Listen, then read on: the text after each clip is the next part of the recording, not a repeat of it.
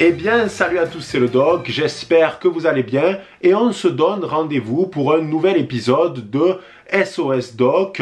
Je reçois aujourd'hui Olivier qui m'a contacté par mail car il rencontre un problème avec son beau-frère. Il vit chez lui depuis maintenant plusieurs années, sauf qu'il ne travaille pas, il veut rien faire de ses journées, il n'a aucune interaction sociale et il passe ses nuits devant son ordinateur. Et c'est une situation qui est plus tenable ni pour Olivier ni pour sa conjointe. Il m'a envoyé un mail directement à l'adresse qui se trouve en description. Si vous voulez participer à l'émission, rien de plus simple, vous m'écrivez, vous m'expliquez votre problème, on tourne ensemble, c'est mis sur YouTube, car dans SOS Doc, il n'y a pas de problème, il n'y a que des solutions. Olivier, est-ce que tu m'entends bien? Est-ce que tu me reçois 5 sur 5? Bonjour Doc, oui, je te reçois bien. Bonjour à tous et à toutes. Alors, écoute Olivier, tu vas prendre le temps de bien expliquer aux barons de la communauté la problématique que tu rencontres actuellement afin qu'ils puissent comprendre tous les tenants et les aboutissants de cette affaire. Je te laisse donc la parole. Contexte. Nous sommes en 2019 au Québec. Mon beau-père vient de nous quitter. Quelques semaines plus tard, un incendie mon immeuble. Malheureusement, ma conjointe et moi, nous devons déménager. Nous nous retrouvons alors dans la maison familiale de ma conjointe, où habitent sa mère, ses sœurs et son frère. Sa mère et ses sœurs décident de partir et de laisser en héritage la maison à ma conjointe. Ma conjointe est l'actuelle propriétaire de la maison. Actuellement, son beau-frère n'a malheureusement pas d'interaction sociable. Il n'étudie pas, il ne travaille pas, il mange seul dans sa chambre, il joue à des jeux vidéo toute la nuit, il n'a pas de vie, il ne se développe pas. Il reste de même. Ma conjointe et moi, nous nous assurons de son bien-être d'un point de vue financier et d'un point de vue alimentaire. Malheureusement, nous nous retrouvons dans une situation où nous ne pouvons pas le retirer de la maison, étant donné qu'il s'agit du frère de ma conjointe. D'un point de vue familial, elle ne veut pas le retirer. Nous essayons donc, notamment moi, de rechercher des conseils auprès de personnes, et notamment auprès du doc, pour savoir qu'est-ce que ferait un baron dans cette situation, qu'est-ce que je dois faire pour m'aider, mais aussi pour l'aider. Alors Olivier, c'est un problème qui est extrêmement intéressant et il convient de l'analyser en détail. Tout d'abord, comme tu l'as rappelé, ta conjointe est la propriétaire officielle de la maison. Ça se discute pas. C'est-à-dire que le frère n'a aucun droit sur cette maison. En réalité, il a pour lui une sorte de droit qui est dû à la légitimité. C'est la maison de son enfance et il part du principe qu'il doit rester à l'intérieur de cette dernière. Le souci de ton beau-frère, c'est que il est encore un enfant parce que il part du principe que vous, toi et sa sœur, vous êtes désormais ses nouveaux parents. Je m'explique.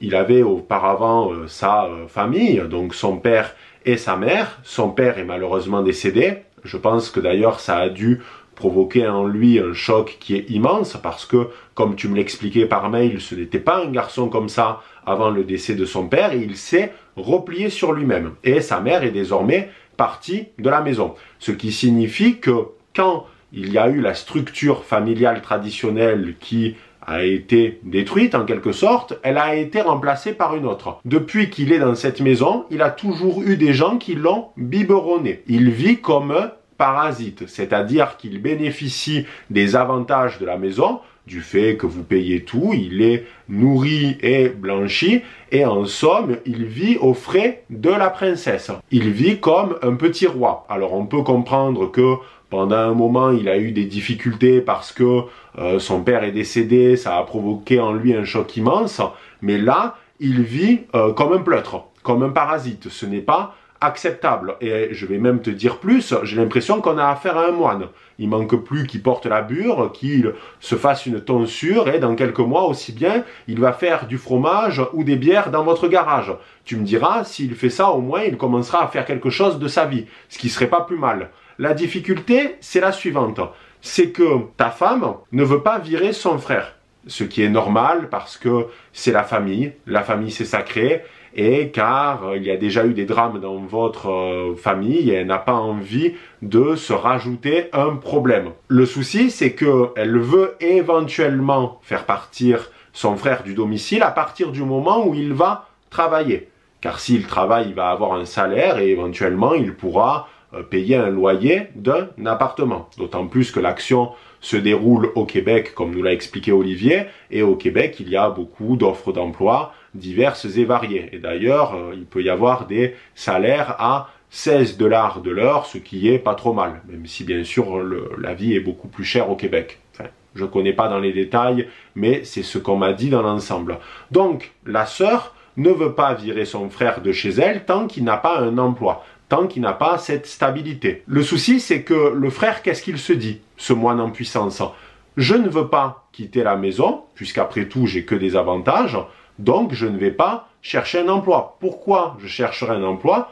Pourquoi j'irai travailler à la sueur de mon front et avoir de l'argent, si c'est pour me lever le matin, alors que là, j'ai mon Québécois Dream en quelque sorte, puisque je me lève à pas d'heure, je joue à des jeux vidéo toute la nuit et j'ai pas besoin de travailler. Je mange dans ma chambre, bref, je fais ce que je veux. Ce qui signifie qu'il y a une impasse, il y a une incompatibilité, parce que d'un côté, la sœur dit oui, je veux bien le virer s'il trouve un travail, parce qu'à partir de là, il pourra rebondir, mais le frère ne veut pas trouver de travail, donc de facto, il reste sur place.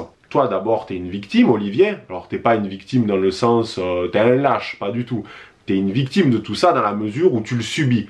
Toi, tu apportes de la calorie au foyer, et à côté de ça, tu dois gérer une personne que tu dois pas gérer normalement. Ce n'est pas ton fils, tu as déjà un enfant et tu dois te consacrer au bien-être de ce dernier. Tu n'es pas la petite sœur des pauvres. Il n'y a pas marqué Mère Teresa sur ton front. Donc c'est bien beau de l'aider, mais à un moment, la seule personne qui peut aider ton beau-frère, c'est lui-même. Parce que le souci de ce garçon, c'est qu'il repose toujours sur d'autres personnes. Déjà, c'était ses parents, ce qui est normal, c'est leur rôle. Puis, ça a été toi et sa sœur.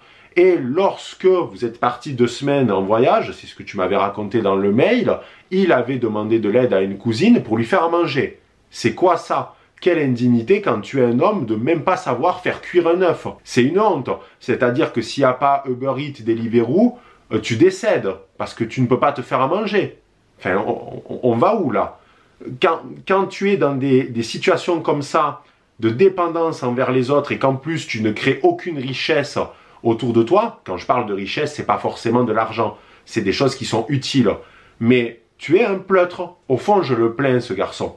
Je le plains parce qu'à 21 ans, on ne devrait pas mener cette vie-là. À 21 ans, on voit ses amis, on fait des études, on travaille, on a des interactions, on a éventuellement une copine, mais on ne vit pas comme un moine dans sa chambre à jouer aux jeux vidéo toute la nuit. C'est d'une tristesse absolue. Le problème, c'est que des gens comme ça, on peut essayer de les aider, mais si au bout d'un moment, ils refusent constamment notre aide, ça risque d'être délicat. Parce que tu peux pas au bout d'un moment l'obliger à se lever tous les matins, à trouver un emploi. D'autant plus que si tu commences à utiliser la force, ça retombera sur toi. Parce que ce qu'il faut comprendre, c'est qu'il a une relation particulière avec vous.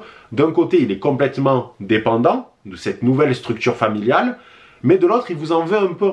Parce qu'il part du principe que lui, il était légitime pour rester dans cette maison. C'est la maison de son enfance, il a toujours été là, et vous, vous êtes arrivés comme des envahisseurs. D'ailleurs, c'est marrant, t'es français de base, parce que tu t'es expatrié au Québec, donc c'est un peu le français qui vient sur les terres québécoises et qui dit « ici, c'est chez moi ». Et ça l'insupporte. Mais d'un autre côté, si vous n'étiez pas là, il serait dans une situation très délicate, puisqu'il a besoin d'argent, il a besoin qu'on paye, par exemple, la connexion Internet et l'électricité pour jouer aux jeux vidéo. Et là, on en vient à une problématique qui est très intéressante. C'est que dans cette affaire, il y a un détail qui est extrêmement important. C'est que ton beau-frère a une addiction aux jeux vidéo. Je pense qu'il a d'autres problèmes, peut-être une forme d'agoraphobie, de phobie sociale. Tu m'avais dit par mail qu'il avait eu un malaise à l'un de ses cours il y a quelques années et que depuis il n'a plus jamais voulu retourner à l'école. Bon, c'est un peu du pipeau. J'ai envie de sortir ma flûte traversière, mais imaginons, il a éventuellement des pathologies. Mais une chose est sûre, il a une addiction aux jeux vidéo. Pas besoin d'être expert, pas besoin d'être un professionnel de santé pour comprendre qu'un jeune de 21 ans qui passe ses nuits devant un ordi, c'est pas sain. Il vit pour jouer. Ça, c'est une certitude. Il vit que pour ça. D'ailleurs, ce n'est pas vraiment vivre, c'est vivre par procuration à travers la fiction. Mais bon, on va employer ce terme. Le truc que tu devrais faire, c'est éventuellement s'attaquer à ça. Pourquoi? Car il pense qu'à jouer. Et il a besoin de la maison pour jouer. Pour la connexion, pour l'électricité. Donc, ce qu'il faudrait faire, puisqu'il ne veut pas aller travailler, c'est de lui couper ça, de lui couper ce stimuli, avec l'accord bien sûr de ta femme, puisque je crois fondamentalement que ta femme est au cœur de cette problématique, car tant que ta femme ne mettra pas un peu le haut là, ça risque de pas évoluer. Il faut que ta femme, elle comprenne que, au bout d'un moment, votre couple risque d'en pâtir. Parce qu'imaginons, même si demain il trouve un travail, ce qui serait bien entendu souhaitable, et c'est ce que veut ta femme aussi. Même s'il trouve un travail, est-ce que tu crois qu'il va pouvoir faire une journée classique, normale, en ayant joué aux jeux vidéo toute la nuit? C'est impossible. Je mets quiconque au défi de jouer à la Play ou à l'ordinateur toute une nuit et de demain être frais comme un gardon pour aller travailler. Ce n'est pas physiquement possible. Ou alors tu tiens une semaine et tu fais un AVC. Son frère ne pourra pas trouver un emploi tant qu'il aura cette obsession pour les écrans. Et il faut un électrochoc. Pour moi, cet électrochoc, c'est de lui débrancher la tour de son ordinateur. Pas de la casser ou ce genre de choses, ça c'est souvent la prise de décision qu'on fait sous un coup de sang, mais le matériel n'a rien fait. Il faut le respecter, l'ordinateur, il n'a pas demandé ça. Lui, il est là pour faire ce qu'on lui demande. On l'allume, il veut qu'on joue, il veut qu'on travaille. Voilà, le matériel, il faut le respecter. Les choses sont chères, il ne faut pas gaspiller, donc on ne casse pas l'ordi.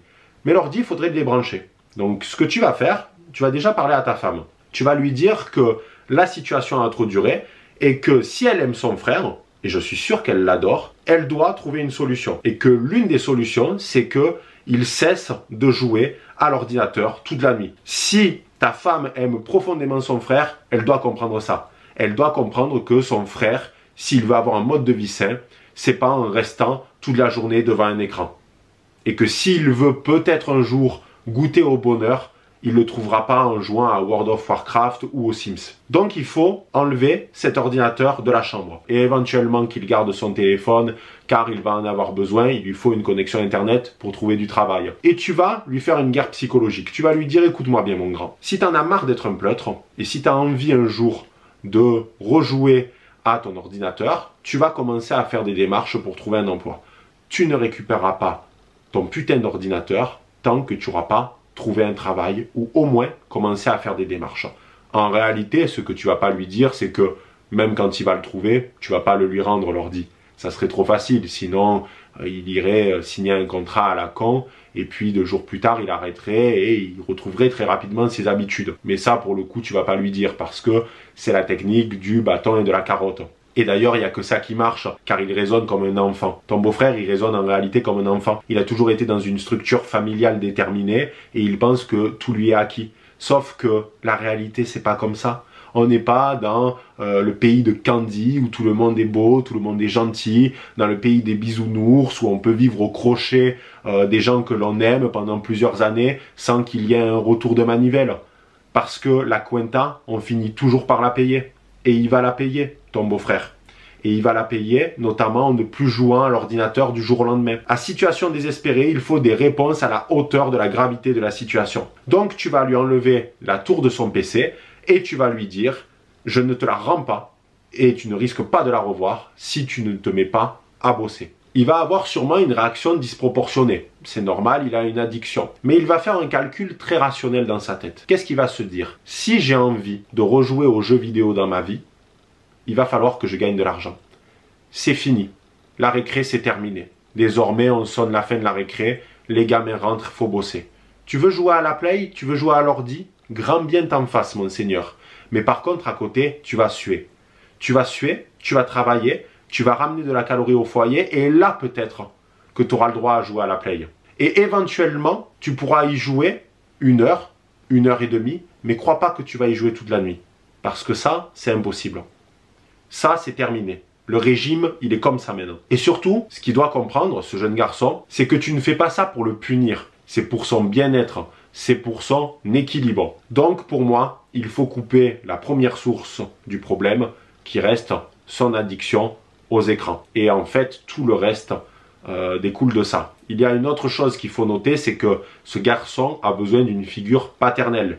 Tu me disais que son père travaillait beaucoup et il est malheureusement décédé très tôt à seulement 51 ans d'une crise cardiaque foudroyante. Donc ce garçon, il a besoin d'une figure. Ça peut être toi en quelque sorte qui peut lui montrer, ça peut être des gens éventuellement de ta famille ou de la famille de ta copine, mais il a besoin de cette figure-là. Tu peux également lui administrer quelques vidéos de Peterson, c'est un Canadien, il devrait facilement, très vite se comprendre. Donc voilà Baron, ce que je peux te dire, c'est une situation qui est très délicate, c'est pas un problème qui est facile, car c'est un problème extrême. C'est une situation qui est très grave, derrière le côté assez trivial, mais à situation désespérée, il faut des réponses extrêmes. Alors des gens pourraient dire, oui le doc, c'est peut-être un peu exagéré ce que tu dis, on va faire un truc. Prenez une personne qui va vivre chez vous pendant 1 an, 2 ans, 3 ans, vous lui payez tout, il est aux frais de la princesse, il vous parle même pas, puisque de toute façon il vous méprise, et vous allez voir comment vous allez réagir au bout. Parce qu'Olivier, il a été patient, et je ne sais pas si les gens qui disent ça, ils seraient autant patients qu'Olivier. Est-ce que tu as des questions, gros baron, par rapport à cette problématique, à tout ce que je t'ai dit? Écoute, je te remercie vraiment d'avoir pris le temps de répondre à ma problématique. J'ai pas vraiment de questions par rapport à ça, juste vraiment des remerciements. Juste pour dire que peut-être d'autres personnes vivent cette situation, que ce soit avec vos enfants, que ce soit avec vos frères, vos sœurs, vos colocataires peut-être aussi. Il y a des gens qui peuvent les aider. Il y a le doc qui m'a aidé. Il y a d'autres personnes qui peuvent les aider. Ces personnes-là, je pense pas qu'elles soient heureuses. Je pense qu'elles sont malheureuses et au lieu d'être en colère contre elles, essayons de les aider. Si on les aide, on va créer de nouvelles personnes. Ces personnes-là vont créer de nouvelles choses et vont rendre le monde meilleur. Rendez le monde meilleur, aidez ces gens-là. Ça sera le mot de la fin. Très belle conclusion. Dans le cadre de ce garçon, je suis sûr qu'il peut avoir une très belle vie devant lui. Il a la jeunesse, il a la santé, il est en train de tout niquer. C'est pas acceptable et c'est ton devoir, et celui de sa sœur surtout, de régler le problème. Et j'espère qu'il va être réglé, je veux des nouvelles. Voilà les barons, j'espère en tout cas que cette vidéo vous aura plu. N'hésitez pas à commenter, à donner de la force à Olivier, et peut-être même vos conseils. Et on se dit à très vite pour une nouvelle vidéo. C'était le doc, ciao les barons.